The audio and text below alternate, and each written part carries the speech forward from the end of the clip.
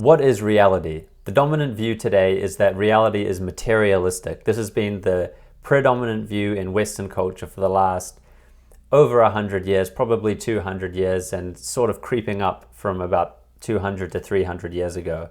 Reality is materialistic, which is to say that a materialistic metaphysics underlies Western culture. There are some people who are big proponents of this worldview and espouse it publicly, but these people, who are great people in their personal lives probably, they run into a bunch of problems with ethics and with morality, which they can't really fit nicely or comfortably into their materialist worldview in a way that is coherent or is logical, as much as they try to do so. Where do good and bad actually exist in this materialistic universe? Two such gentlemen would be Alex O'Connor and Sam Harris, who made a video of a discussion they had concerning ethics in a materialistic frame in which they ran into some such problems. Today we're going to have a look at that video, react to it, grill them a bit, not to be mean, but to suggest that maybe if they rethink some of those materialistic assumptions, that they might get a little bit closer to the truth, to the moral truth and to the truth more generally. So boys,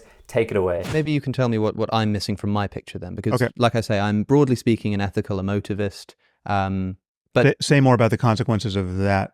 What does that mean? I'm not sort of, I don't know, I always like to be a little bit agnostic about these things, you know, open to change and all that, but I'm broadly attracted to this view that when we make ethical statements or pronouncements, we're essentially just expressing emotions at each other. And so when I say that murder is wrong, I'm sort of expressing some kind of distaste, or I'm expressing something akin to saying, don't do that, which is just like a command. It doesn't have any truth value. It's not even subjectively true or false. It's just like a command or an expression. And so if that's the case, then this sort of ethical talk is completely different to the picture that you're painting. And so No, not really. I can translate some of that into the picture I'm painting. So to explain a little bit, Sam Harris has this, he's an atheist materialist, but he has this view of morality, this whole elaborate moral framework, which he calls the moral landscape, which is sort of an attempt to create objective morality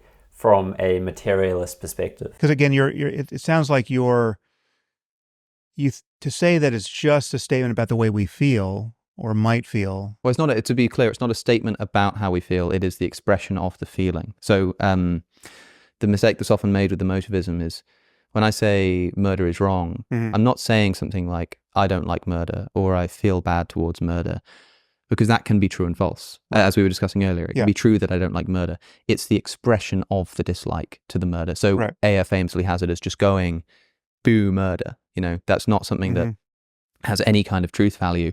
And boo doesn't, but you're granting that it is possible to not like murder, and that could be an objective state of a subjective system. Yeah, that's no problem at all. Yeah, sure. Okay. And so I find myself in a world where I put my hand on a hot stove, and when I do, I go, I don't like that, and it's objectively true that I don't like that.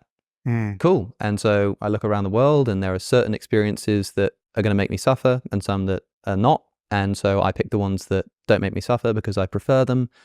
And like, that's it, man. That's the story. So that's it. That's his view of morality, is that it's basically just expressions of emotions. The problem with this is that a commitment to that view of ethics and metaphysics, that good and evil are not objective, that they don't really exist apart from the fact that they're expressions of our emotions, also commits him to the position that there's nothing inherently bad about anything.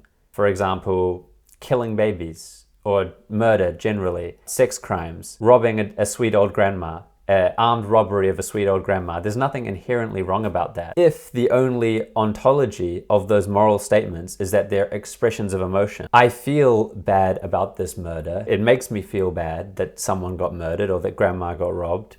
So that was wrong. I'm going to say that was wrong, and that's the expression of my negative emotion that it aroused in me. In that case, if you remove the unpleasant feeling, doesn't any sense at all of the morality of the situation go away? So if grandma gets robbed and you feel totally normal and totally fine about it, there's nothing inherently evil or wrong about the person robbing grandma. it's totally neutral. Or to drive the point home even further, let's imagine that something really bad like murder actually makes you feel good. And there are a small amount of people for whom that is actually the case, and as soon as we find out about those people, we usually try and lock them up as soon as we can. But let's imagine that that's the case for you, that murder actually feels good. And not only that, the absence of murder makes you feel bad. So let's like totally invert morality. There is nothing in that worldview, in that emotivist worldview, that is to say that that psychopath's belief system and their position and the way they feel is wrong, is any more right or wrong than you. Because for the emotivist, what's right and wrong is only the emotions, the way that it makes you feel. As he said, that's it. Alex O'Connor himself presents a hypothetical scenario. Let's say that in this world, I don't really like music that much. Right. So I don't really care for it, whatever. And I can take a pill that's suddenly going to turn me into this great music lover where I'm going to experience this brand new joy. And although right now my preference isn't to enjoy music, so it doesn't seem to matter to me, I can change my preferences so that now this new pleasure opens up to me and I can experience it. What would I do? I'd look at that pill and I'd go, yeah, sounds great, awesome. And I'd take the pill just because I would prefer to have that preference. It's a second order preference, right? But there's still no space here into which has entered a concept of like moral prescription, of goodness, of ought. I'm still just in this world where there are experiences I prefer, and I use my scientific analysis of the world to achieve those. And when something comes along that allows me to really radically improve that feeling of subjective preference, hell yeah, use all the science you can get to give me those pills. Right. But still no moral judgments here. So let's take that hypothetical and translate it away from this music example, which has very little emotional valence for people, and move it to something like murder. There's a lot of murders that happen in the world, unfortunately, and you hear about them on the news, and it makes you feel a little bit bad when you hear about something horrible that happened to someone. Let's imagine that someone creates another pill that whenever you hear about these murders on the news, it's going to make you feel quite good. Like it'll produce a sensation of pleasure. There would be no reason not to take that pill in that worldview. If you were to take that worldview seriously and truly live it out, you're having a negative experience, hearing about murders occasionally on the news, and you take a pill, and then you're going to have not a negative experience, but a positive experience. The worst possible misery for everyone is bad, and if we should do anything, we should avoid it, right? And everything is objectively better than the worst possible misery for everyone. And you could say, well, yeah, but who's to say you should? Yeah, who's to say that it's really true that you ought to see that the worst possible misery for everyone is worse than some other state of the universe where there's lots of happy people? And like, why?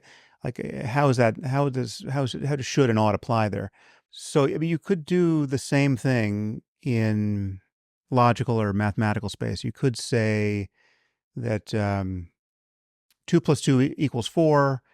And if someone fails to understand that, you could say, well, when you add 2 and 2, you should get 4, right? You ought to get 4. You actually have a logical duty or an arithmetical duty to get 4, right? And if you don't get 4, you're shirking this responsibility. I mean, you could add that layer of judgmentalism but that seems to me like kind of what you're doing. If forgive me, but it seems like when someone says, well, I'm saying it's not a problem to strip out that layer of judgmentalism in our talk about right and wrong and good and evil. About well, if somebody says 1 and 1 makes 2, and you said like, look, 1 and 1 should make 2, and I said, I don't know why you're using the should language. We don't. Does make 2, right? Yeah. And the worst possible misery for everyone is something we should move away from. Whereas I would say but it's just something that people do move away exactly from. But arithmetically 2 + 2 just does make 4, and people just do move away from the worst possible misery. Right? What I think is a very prevalent error in atheistic thinking about morality, which is they fail to make the epistemological point that we cannot know perfectly how to get to this perfect scenario that Sam Harris describes, and how to get away from this terrible worst possible misery scenario. We move instinctively towards what is pleasurable and away from what is painful, but we do so in an epistemologically disadvantaged way. People don't actually know whether they're moving towards the greatest possible good or towards the worst, or away from the worst possible evil. That is why we say that the road to hell is paved with good intentions. Look at that, we agree on something. We just do move away from suffering. We just do get two and we add one and one. If you said to me... Again, a little caveat here, nothing turns on it, but this is not pure... It's not a pure pleasure principle. I mean, there's all kinds of suffering we do move toward because they're deep. We recognize that there's deeper happiness and things we want on the other side of it. Yeah, so that's why it's helpful to talk about the worst possible misery, even conceivably. Sure. So people just do move away from it. And when you add one and one, you just do get two. Right. If you turn around to me and said, well, I'm just going to start talking in this language of should. I'm just going to say, if you add one and one, you should get two. And what I mean by that is essentially a moral prescription. No. Again, I'd find that really weird. Sam's point is that certain pleasures that you might want to move towards, you can actually achieve a even greater pleasure that may be non-linear, which is why I think that his moral framework, which is an objective moral framework, is a step forward from Alex's Emotivism. Even if they both conflate goodness and pleasure, that's where he gets this language of should from, that Alex is sort of not getting here. You should behave a certain way to get to this greater pleasure than if you were to just move towards this more direct pleasure. And that is basically all you need for a system of morality. You just need some certain end that you're moving towards and a strategy of how to get there. And that strategy is what entails the shoulds, like the shoulds and should nots. You should behave this way, you should do this, you should do that. The kind of language that they're both sort of allergic to and that Sam emphasizes is he calls this good and bad talk as judgmental and seems extremely uncomfortable with it. When you behave a certain way in reality, it is judgmental. Reality is going to judge you very harshly, which is just a materialistic way of saying that God will judge you very harshly. If you behave in a disordered way, in an immoral way, then you're going to get a reward, but it's not going to be the kind of reward you want. It's not going to be a reward. You're going to get punished very harshly for it. That's the judgment inherent to moral truth, and humans have partial, imperfect knowledge of this moral truth. The human judgments about good and evil are just sort of analogues of ultimate judgments about good and evil. So when we judge someone's action and we say that action is not good, it's bad, what we're essentially saying is that God is going to judge you harshly for that action, and some things are going to happen to you that you're not going to like, and then it's not going to get you where you want to go, whether that's where you consciously want to go or where you should want to go, but you actually don't know enough. Back to the epistemological point, you don't know enough in order to know that you should want to go there. What I'm saying is that this should talk, this ought talk that people think is intrinsic to morality, I think is grafted on in the same way that I'm now grafting on in a seemingly ridiculous way, this judgmentalism with respect to logic. Right. So you're saying that people... I'm saying it just is better. People generally do this should thing. They just add the should factor when they're just talking about the description. If there was a button here that we could push at no cost to ourselves that would reduce the misery of human beings on Earth by half, and let's just stipulate that there's no other unforeseen negative consequences that occur as a result of that, but just like consequentially, this is just better. Everyone who's miserable gets, much less miserable, and no cost to ourselves, we can push the button. So what does it mean to say we really should push that button right now? That's one way of talking about it. I would agree. For shorthand, it's fine. I say should all the time, right? But I'm saying it's the world would be objectively better if we push that button. And it would be so much better that if someone understood all of the causality here and still declined to push the button, that person would be a moral monster. So ultimately, I think that emotivism gets morality backwards, and also Sam's moral landscape. They say pleasure basically characterizes the thing that we want to get to. It's only good insofar as it's like ultimately pleasurable or has an absence of pain. But that's the wrong way around. We orient towards certain purposes, and pleasure is something that motivates us to get there. It shows up along the way as we're moving towards some certain concrete thing or skill or habit or situation. It's almost a mechanistic way of getting there. So materialism, the materialist worldview that underpins, it's like the basis on which all of their other beliefs are built. It's committed to the idea that there's no purpose inherent to morality. So we're not born with any moral obligations, and there's nothing that we should be fundamentally doing. They only exist insofar as we're moving towards pleasure. For example, that worldview is committed to the idea that we only care for our children and raise them properly and love them because it ultimately leads to a more pleasurable experience for us. It redounds to our benefit and to our own pleasurable experience of life.